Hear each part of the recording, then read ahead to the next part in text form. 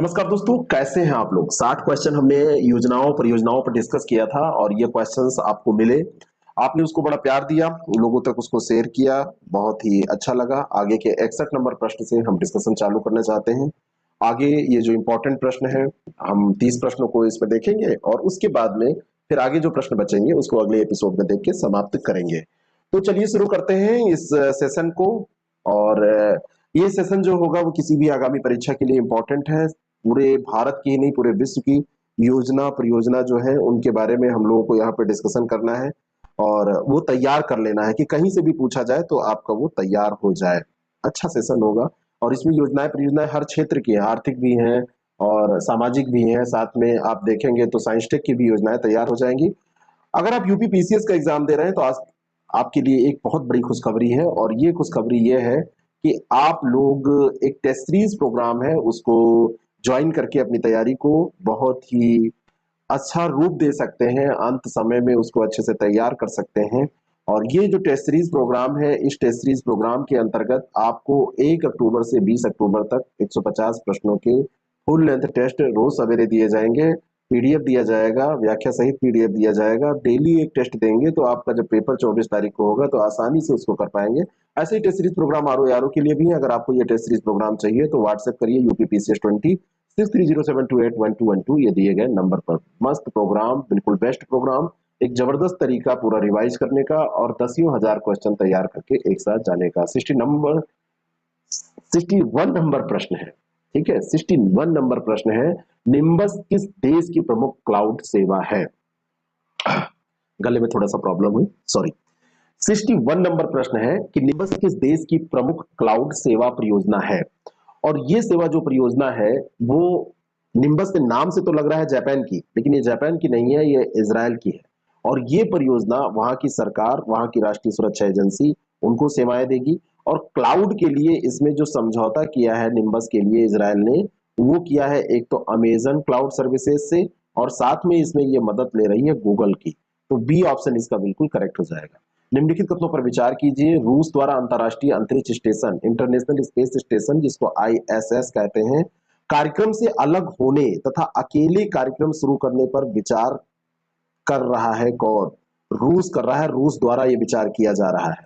आपसे प्रश्न ये भी पूछा जा सकता है कौन सा देश, महत्वपूर्ण देश ISS से बाहर हो रहा है, तो वो है रसिया। और रूस की अंतरिक्ष एजेंसी ने कहा है कि 2025 तक वो ऑर्बिटर स्टेशन शुरू करेगा अपना निजी। ये योजना उसने बनाया है। दोनों बातें सही है, दोनों बातें ध्यान रखिएगा। ये भी पूछा जा सकता है कि कब तक लॉन्च करने की योजना है, तो 2025 तक। इटली ने हाल ही में भारत में कहां पर अपनी पहली मेगा फूड पार्क परियोजना लॉन्च की है। इटली में की है, जहां की सोनिया गांधी जी हैं, राहुल गांधी जी का ननिहाल जहां है। भारत में की है, जहां पर मोदी जी जहां के हैं, गुजरात में। और गुजरात में देखा जाए तो फणीधर में की है। ए ऑप्शन इसका बिल्कुल करेक्ट हो जाएगा। और इस तरीके की ये इटली की पहली परियोजना भारत में है।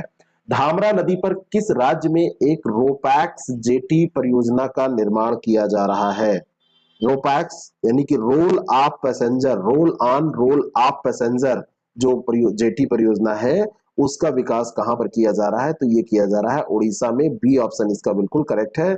जहाजरानी मंत्री है मनसुख मंडाविया, उन्होंने ये घोषणा की है 110 करोड़ रुपए के साथ इस परियोजना को जारी करने की। मेटूर सरबंगा लिफ्ट सिंचाई परियोजना का कार्यान्वयन किस राज्य सरकार द्वारा किया जा रहा है। मेटूर सरबंगा जो लिफ्ट सिंचाई परियोजना है, इसके बारे में आपको ये जानना चाहिए कि ये एनजीटी ने अभी तक इस पे रोक लगा रखी थी और अभी एनजीटी ने कहा है कि ठीक है, इस योजना को आप कंटिन्यू करिए। और एनजीटी यानी कि नेशनल ग्रीन ट्रिब्यूनल, और ये तमिलनाडु सरकार की योजना है, तमिलनाडु सरकार के द्वारा इसका क्रियान्वयन किया जा रहा है। और सी ऑप्शन इसका बिल्कुल ये करेक्ट हो जाएगा। तमिलनाडु सरकार के द्वारा, क्योंकि ये रुकी हुई थी और अब ये क्रियान्वित की जा रही है, इसलिए इंपॉर्टेंट है। और मेटूर जलाशय के अवशेष जल से 100 टैंकों, झीलों और तालाबों के माध्यम से वहां पर सिंचाई सुविधाओं को विस्तारित किया जाएगा। जहां तक एनजीटी की बात है, एनजीटी की स्थापना 2010 में हुई थी।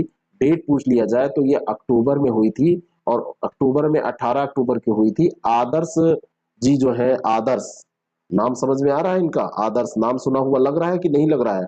तो 18 अक्टूबर 2010 को स्टेब्लिश हुआ और अगर आपसे कहीं पूछ लिया जाए कि इसके चेयरपर्सन कौन है, इसके चेयरमैन कौन है, तो ये आदर्श कुमार गोयल जी हैं, जस्टिस आदर्श कुमार गोयल जी। ये ध्यान रखिएगा 2021 में।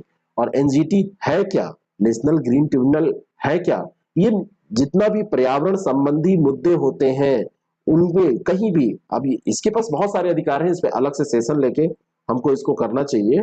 तो एनजीटी का वर्क क्या है, अगर ये आपसे पूछ लिया जाए एक लाइन में, तो आप फिलहाल क्या बताएंगे? आप फिलहाल क्या बताएंगे? राष्ट्रीय हरित न्यायाधिकरण पर्यावरण संरक्षण, वन संरक्षण, प्राकृतिक संसाधन, पर्यावरण से संबंधित किसी भी कानूनी अधिकार के प्रवर्तन, इन सब के बारे में काम करता है। और किसी व्यक्ति के द्वारा अगर ऐसी संपत्ति का नुकसान किया जाता है, उसके क्षतिपूर्ति देने की बात होती है, तो ये सारे फैसले यही करता है। बात समझ में आ रही है? ठीक है, बाकी कभी एनजीटी का सेशन होगा तो उसमें हम देख लेंगे। अगला जो प्रश्न है, केन बेतवा परियोजना के बारे में निम्नलिखित कथनों पर विचार कीजिए। केन बेतवा परियोजना, केन बेतवा देश की दूसरी नदी जोड़ो परियोजना है और केन बेतवा परियोजना का उद्देश्य मध्य प्रदेश में केन नदी से अधिशेष जल को उत्तर प्रदेश की बेतवा नदी में स्थानांतरित करना है। अगर एक नदी में ज्यादा जल है, दूसरी नदी में कम जल है, जहां पे ज्यादा होगा वहां पे बाढ़ आएगी, जहां पे कम जल है वहां पे सूखा आएगा। अगर दोनों के जल को मिला दिया जाए तो दोनों जगह पे बराबर जल हो जाएगा, सिंचाई की सुविधा के लिए उपयोग किया जाएगा। केन बेतवा परियोजना के साथ यही किया गया। बात समझ में आ रही है? दूसरा स्टेटमेंट तो सही है, लेकिन अभी क्या हुआ था, कांग्रेस अध्यक्ष जो सोनिया गांधी हैं, उन्होंने केंद्रीय पर्यावरण मंत्री प्रकाश जो जावड़ेकर थे उस समय, उनको केन बेतवा नदी जोड़ो परियोजना लागू नहीं करने के लिए एक पत्र लिखा था, क्योंकि उन्होंने कहा इस नदी जोड़ो परियोजना में पन्ना टाइगर रिजर्व को काफी नुकसान हो रहा है। तो आपसे पूछा जा सकता है कि केन बेतवा परियोजना से किस टाइगर रिजर्व को नुकसान होने की संभावना है? तो पन्ना टाइगर रिजर्व को। और पन्ना टाइगर रिजर्व जो है मध्य प्रदेश में है और बाघ अभ्यारण्य भी है, तो उसका लगभग 40% ये इलाका नष्ट हो जाएगा, ऐसा कहा गया था। केन बेतवा परियोजना देश की पहली नदी जोड़ो परियोजना है, न कि दूसरी। तो पहला गलत हो जाएगा, दूसरा सही है, बी ऑप्शन इसका करेक्ट हो जाएगा। हमारी टेस्ट सीरीज प्रोग्राम को अगर ज्वाइन करते हैं आप, तो ऐसी ही व्याख्या के द्वारा आपके एक प्रश्न के साथ 3, 4, 5 प्रश्न तैयार होते हैं। 150 क्वेश्चन के अगर हम 20 टेस्ट कर लेंगे तो आपके डायरेक्टली 3000 प्रश्न तो तैयार होंगे, इनडायरेक्टली भी कम से कम 9-10 हजार तैयार हो जाएंगे। तो 10-12 हजार प्रश्नों के साथ आप जाएंगे तो निश्चित तौर पर आपको लाभ मिलेगा। और एक एक दिन में एक एक पेपर करते करते आप आसानी से इसको कर भी लेंगे, पता नहीं चलेगा। सार्थक, जिसे हाल ही में खबरों में देखा गया, किस नीति से संबंधित एक कार्यान्वयन योजना है? तो सार्थक का जो मतलब है वो student and teachers holistic advancement through quality education, students and teacher holistic advancement through quality education. और ये अब आपको समझ में आ गई होगी, ये शिक्षा नीति से संबंधित है। अगर आपको फुल फॉर्म पता है तो आपको ये पता चल जाएगा। निम्नलिखित में से कौन सा बांध या परियोजना चेनाब नदी पर अवस्थित है? सलाल बांध हाइड्रो इलेक्ट्रिक प्रोजेक्ट, दूसरा है दुल्हस्ती हाइड्रो इलेक्ट्रिक प्लांट, तीसरा है पाकल बांध निर्माणाधीन अभी है। तो ये सारे के सारे ये तीनों जो है ये चिनाब नदी पर स्थित है। सलाल, दुल्हस्ती और पाकल दुल, ये सभी यहीं पर स्थित है। चिनाब पर ये परियोजनाएं और बांध स्थित है। डी ऑप्शन इसका करेक्ट है। ध्यान रखना कोई भी पूछ ली जाए, क्योंकि ऐसे प्रश्न पूछे जाते हैं ज्योग्राफी में। उस योजना का नाम क्या है जो देश के शहरी स्ट्रीट वेंडर्स को प्रतिवर्ष 10,000 रुपए की कार्यशील पूंजी की सुविधा प्रदान करती है? प्रधानमंत्री स्वनिधि योजना, सी ऑप्शन इसका बिल्कुल करेक्ट है। प्रधानमंत्री स्वनिधि योजना के अंतर्गत शहरी स्ट्रीट वेंडर जो है, जो अपना रेडी पटरी पे दुकान लगाते हैं, उनको 10,000 रुपये तक प्रति वर्ष कार्यशील पूंजी लोन के रूप में, ऋण के रूप में प्रदान की जाती है इसी योजना के तहत। उसका नाम क्या है? प्रधानमंत्री स्वनिधि योजना। अगला जो प्रश्न है, वित्त मंत्रालय के तहत भारत में छोटी बचत योजना में किस राज्य का सबसे अधिक योगदान है? छोटी छोटी स्मॉल सेविंग्स स्कीम जो होती हैं, उसमें पश्चिम बंगाल का सबसे बड़ा योगदान है। बी ऑप्शन इसका बिल्कुल करेक्ट हो जाएगा। और नेशनल सेविंग्स इंस्टीट्यूट ने ये आंकड़े जारी किए हैं, राज्य में 15% पूरे देश में ये योगदान अगर देखा जाए तो अकेले इसका है। और उसके बाद में उत्तर प्रदेश का स्थान आता है, ठीक है, फिर महाराष्ट्र का स्थान आता है। तो वेस्ट बंगाल, फिर यूपी और महाराष्ट्र लघु बचतों में छोटी छोटी बचत योजनाएं जो है। विशिष्ट भूखंड पहचान संख्या योजना को कब तक पूरे देश में लागू किया जाएगा? है ना, ULPIN, unique land parcel identification number, इसको पूरे देश में कब तक लागू करने की बात हो रही है? तो ये रखा गया है डेडलाइन इसके लिए मार्च 2022। ठीक है, ए ऑप्शन इसका बिल्कुल करेक्ट हो जाएगा। Unique land parcel identification number, विशिष्ट भूखंड पहचान संख्या योजना, इसकी शुरुआत की गई है और मार्च 2022 तक पूरे देश में ये लागू होगा। इसमें 14 अंक होंगे। कितने अंक की होगी? ये 14 अंक की। इसमें जमीन की आधार संख्या भी आप इसको कह सकते हैं। इसकी पहचान संख्या 14 अंक की जारी की जाएगी। अब इसके तहत भूखंड की पहचान, उसके देशांतर अक्षांश, इन सबको दिखाया जाएगा। ठीक है, तो ये 14 अंक इसमें होंगे, ये भी आपको ध्यान रखना है। हाल ही में भारत के किस राज्य की जेलों में जेल रेडियो परियोजना की शुरुआत की गई? तो जेल रेडियो परियोजना जब भी पूछी जाए तो हरियाणा, बी ऑप्शन इसका बिल्कुल करेक्ट हो जाएगा। जेल रेडियो, जेल में जो कैदी हैं उन्हीं के द्वारा संचालित किया जाएगा और वहीं पे स्टूडियो बनेगा, उसी से प्रसारण होगा कार्यक्रम का। वन स्टॉप सेंटर योजना, ओएससी स्कीम के बारे में सत्य कथन आपको बताना है। इस परियोजना को महिला एवं बाल विकास मंत्रालय के द्वारा तैयार किया गया है। राष्ट्रीय महिला सशक्तिकरण मिशन है तो अम्ब्रेला योजना की एक ये उपयोजना है और इस मिशन या इस योजना को निर्भया फंड के माध्यम से वित्त पोषित किया जाएगा। ये डी ऑप्शन इसका करेक्ट हो जाएगा क्योंकि ये सब सही है। OSC scheme, one stop centres की बात हो रही है, वन स्टॉप सेंटर। तो वन स्टॉप सेंटर्स स्कीम जो है इसके बारे में ये सारी बातें सही दी हुई हैं। ठीक है, और ये ध्यान रखना किस मंत्रालय की है? महिला एवं बाल विकास मंत्रालय की। राष्ट्रीय महिला सशक्तिकरण मिशन की अम्ब्रेला योजना की एक उप योजना है और निर्भया फंड से इसकी फंडिंग हो रही है। सीपैक किस वैश्विक पहल की प्रमुख परियोजना है? सीपैक, है ना? तो सीपैक जो है ये बेल्ट एंड रोड इनिशिएटिव जो है उसी की परियोजना है। ठीक है, चीन पाकिस्तान आर्थिक गलियारा, चीन के बेल्ट एंड रोड इनिशिएटिव की प्रमुख ये परियोजना है, बीआरआई जिसको बोलते हैं। और भारत इस परियोजना का विरोध कर रहा है, भारत सपोर्ट नहीं कर रहा है ना? भारत इस परियोजना का विरोध इसलिए कर रहा है क्योंकि पाकिस्तान का जो कब्जे वाला कश्मीर का हिस्सा है पीओके, तो पीओके से होकर गुजर रही है। चीन और पाकिस्तान भाई एक साथ मिलकर काम करते हैं और उसका पक्ष लेता है चीन। तो चीन ने फिर से पाकिस्तान के साथ 60 अरब डॉलर की अभी ये जो सीपैक है परियोजना का बचाव करते हुए कहा है कि ये आर्थिक परियोजना है, किसी तीसरे लक्ष्य को ये उद्देशित नहीं है। कहने का मतलब इसका उद्देश्य केवल आर्थिक है, लेकिन उसके कहने से हम थोड़ी मान लेंगे। वो नालायक है, बार बार धोखा देता है और जो धोखा देता है, जो नालायकपन करता है, उसकी बात नहीं मान सकते। हाल ही में किस राज्य की सरकार ने कोरोना के कारण अनाथ हुए बच्चों के लिए वात्सल्य योजना की घोषणा की? वात्सल्य योजना, अब वात्सल्य योजना उत्तराखंड के मुख्यमंत्री उस समय तीरथ सिंह रावत थे, उन्होंने घोषित की थी। ठीक है, वात्सल्य योजना, बी ऑप्शन इसका बिल्कुल करेक्ट है। कोविड-19 में जिनके माता और पिता, मदर एंड फादर दोनों नहीं रहे, अनाथ हो गए बच्चे, तो उनको 21 वर्ष तक की आयु तक भरण पोषण, शिक्षा, रोजगार हेतु प्रशिक्षण की व्यवस्था, इन सब के लिए उत्तराखंड की जो गवर्नमेंट थी उसने 3,000 रुपए प्रतिमाह गुजारा भत्ता, इन सब को साथ में लेके ये वात्सल्य योजना शुरू की थी। ठीक है, और उत्तराखंड सरकार इनके अनाथों की जो पैतृक संपत्ति है उसके लिए कानून भी बनाने की बात कर रही थी कि उनके जब वो वयस्क हो तो पैतृक संपत्ति उनको मिल जाए।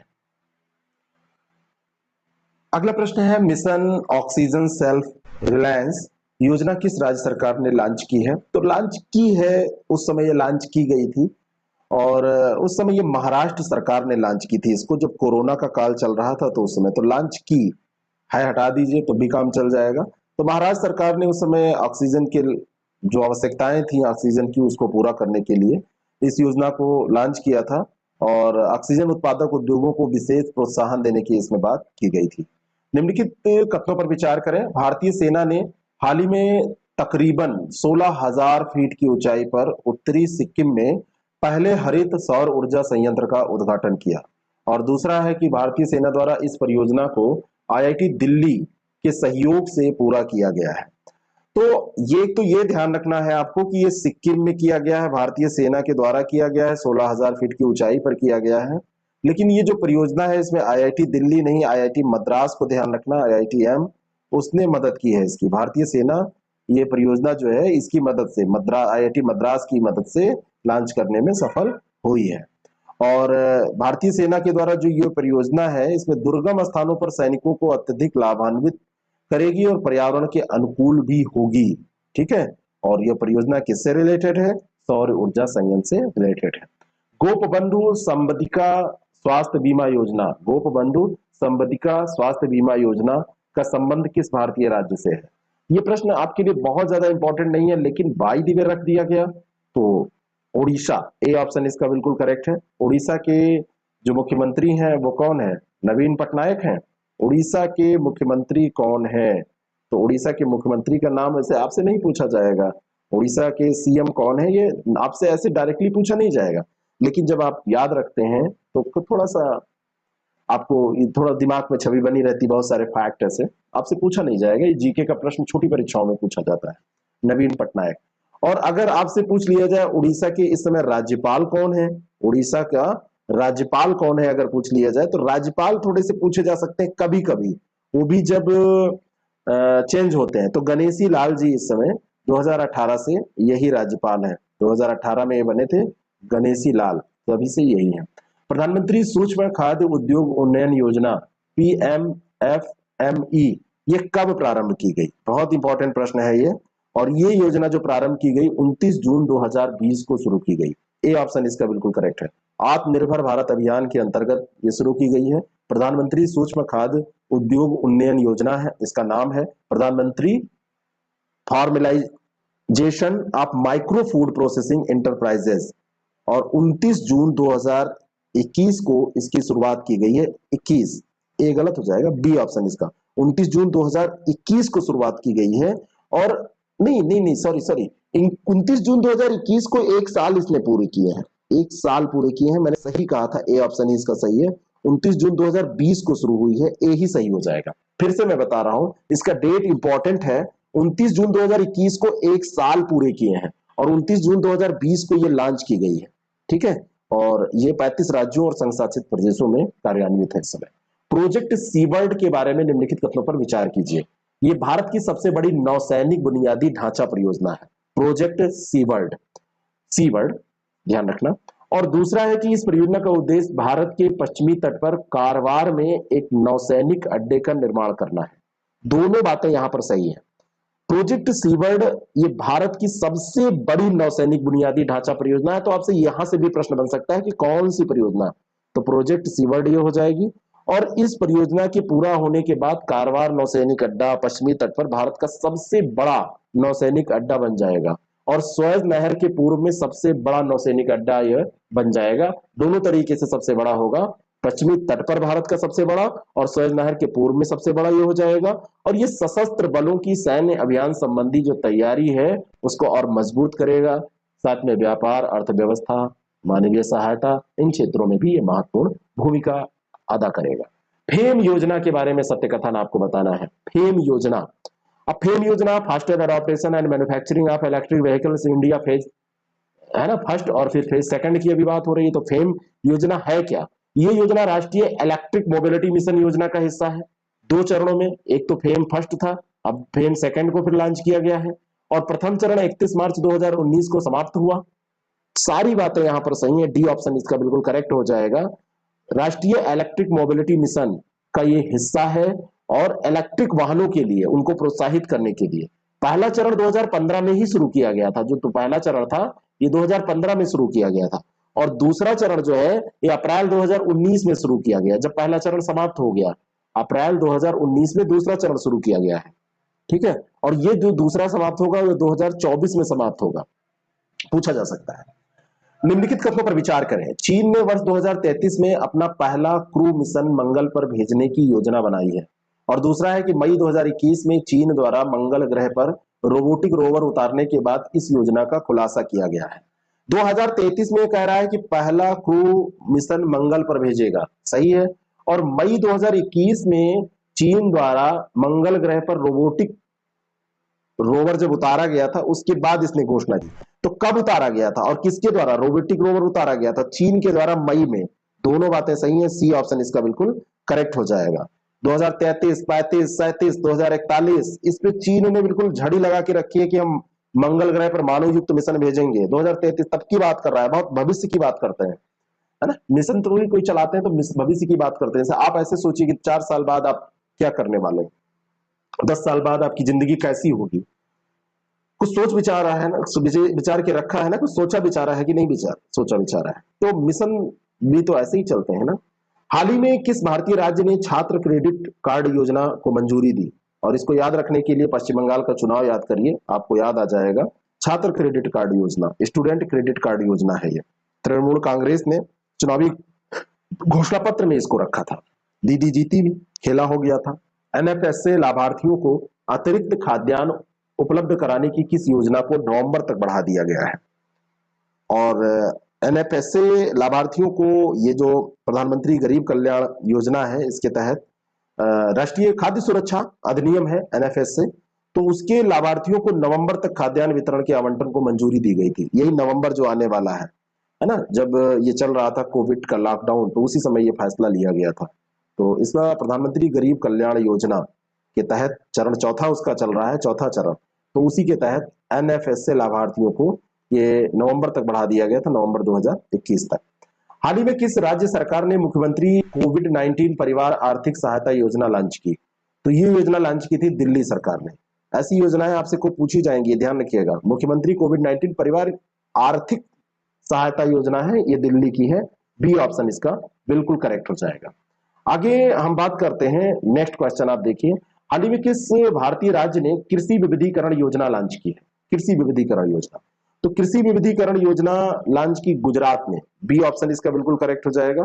गुजरात के इस समय मुख्यमंत्री कौन है? उस समय तो विजय रूपानी थे। विजय रूपानी ने उस समय इस योजना को लॉन्च किया था।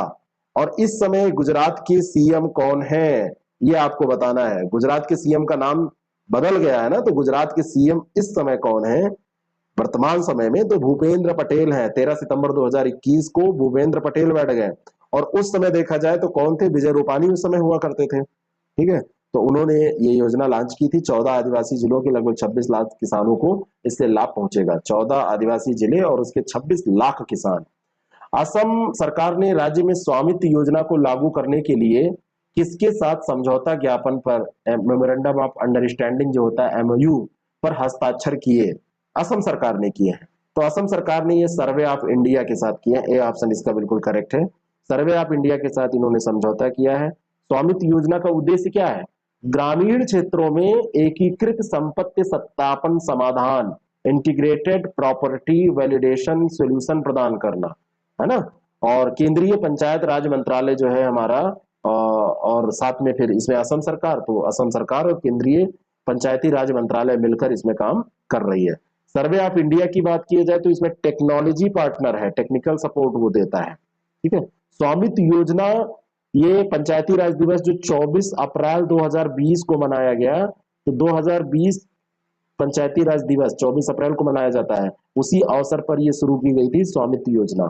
ठीक है, और गांव के घर मालिकों को रिकॉर्ड का अधिकार देने, जिसके पास ग्रामीण क्षेत्रों में घर हैं उनको उनका पेपर का, घर का पेपर मिल जाए, उनका राइट मिल जाए, इससे रिलेटेड ये थी। हैब्बल नागवाड़ा घाटी परियोजना का संबंध किस भारतीय राज्य से है? तो हैब्बल नागवाड़ा घाटी परियोजना का संबंध कर्नाटक से है। बी ऑप्शन इसका बिल्कुल करेक्ट हो जाएगा। और लघु सिंचाई विभाग द्वारा इसको शुरू किया गया था। ये घाटी परियोजना जो है ये सिंचाई के लिए है। ठीक है ना, ये ध्यान रखना है। हैबल झील है, बेलारी क्षेत्र में ये पड़ती है। बेलारी रोड वहां पड़ता है, वहीं पे हैबल झील भी है। तो ये ध्यान रखना, बस कर्नाटक ध्यान रखिए, बाकी आपसे नहीं पूछा जाएगा।